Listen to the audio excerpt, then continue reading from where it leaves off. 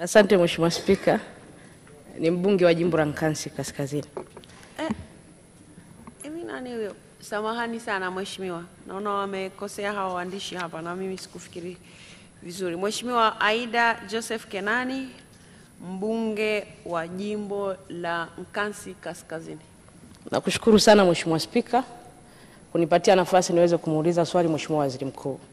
Mheshimiwa Waziri Mkuu, idadi ya wapiga kura imekuwa inapungua mwaka hadi mwaka tofauti na watu wanaokwenda kujiandikisha kwenye daftari la kupiga kura.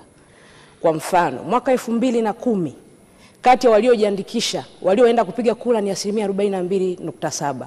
2015 kati ya waliojiandikisha walioenda kupiga kura ni 65.3. 2020 kati ya wale waliojiandikisha waliojitokeza kupiga kura ni 50.7.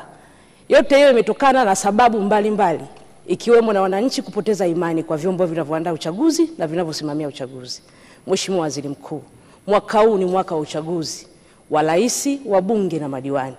Serikali haioni haja ya kukaa na wadau wa uchaguzi kuwasikiliza na kuondoa dosari ambazo zinalalamikiwa ili kuruhusu uchaguzi wa huru na haki? Mheshimiwa Spika, kwanza tumshukuru Mwenyezi Mungu ambaye ameendelea kutupa afya ya kutekeleza majukumu yetu kama ambavyo tunaendelea, na tunaamini Mwenyezi Mungu atatupa neema zote ili tutekeleze majukumu yetu zaidi. Naomba nianze kwa kujibu swala Mheshimiwa Aida Kenani, mbunge wa jimbo la Nkasi Kaskazini kama ifuatavyo. Kwa mujibu wa katiba ya nchi yetu, kila Mtanzania anayo haki ya kuchaguliwa kupitia chaguzi mbalimbali ikiwemo na uchaguzi mkuu. Majukumu yote ya uchaguzi yako chini ya tume huru ya uchaguzi. Sisi kama serikali ni wadau miongoni mwa wadau wote wanaoungana na tume katika kutekeleza wajibu wetu. Na serikali wajibu wetu ni kutekeleza yale maelekezo ya tume kulingana na ratiba yao, na wanayo ratiba ambayo inaonyesha matukio mbalimbali kufikia siku ya upigaji kura. Moja, kufanya kazi ya maboresho ya kujiandikisha kwenye daftari wapiga kura, ambako kila Mtanzania mwenye sifa ya kupiga kura anayo haki ya kwenda kujiandikisha, lakini pia anayo haki ya kuhakikisha kwamba yuko kwenye daftari tayari kwa kupiga kura. Sisi serikali kama wadau tunalo jukumu kama wadau wengine kushiriki pamoja na tume katika kutoa elimu kwa Watanzania ya umuhimu wa uchaguzi na umuhimu wa kujitokeza kwenda kupiga kura. Lakini sisi kama wadau pia tunalo jukumu la kuhakikisha kwamba nyakati zote za ratiba hiyo, kuhakikisha kwamba Watanzania wanakuwa salama au wanakwenda kujiandikisha. Tunao wajibu wa kuhakikisha usalama wake anapojiandikisha. Hata siku ya kupiga kura tunao wajibu wa kuhakikisha kwamba usalama wa mpiga kura unakuwepo.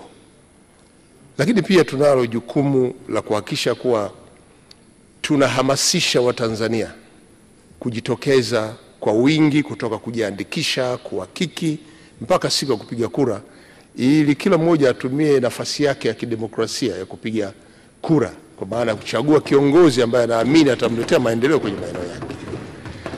Kwa hiyo jukumu hilo kwetu kama serikali, ambalo linafanana na majukumu ya wadau wengine kama vyama vya siasa, taasisi ambazo zinajikita katika kuhamasisha, tutaendelea na kazi hiyo ili hayo mapungufu ambayo Mheshimiwa mbunge ameeleza yaweze kutoweka na kupungua kwa kiasi kikubwa.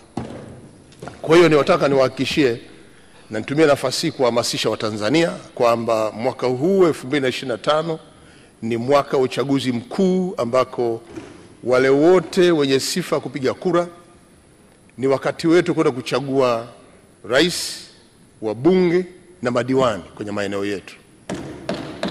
Na pindi tume huru ya uchaguzi itakapotangaza ratiba yake, basi niwaahidi kwamba serikali itasimamia na kuhakikisha kwamba uchaguzi huu unakuwa salama na kuhakikisha kwamba mpiga kura anakwenda kupiga kura na kurudi nyumbani akiwa salama. Huo ndio wajibu wa serikali kama wadau wengine, na kwa hiyo nitoe wito wadau kushirikiana kwa pamoja kutekeleza maelekezo ya tume ili kuwafanya Watanzania wote waliojiandikisha wote waende kupiga kura. Hayo ndio malengo ya serikali. Asante.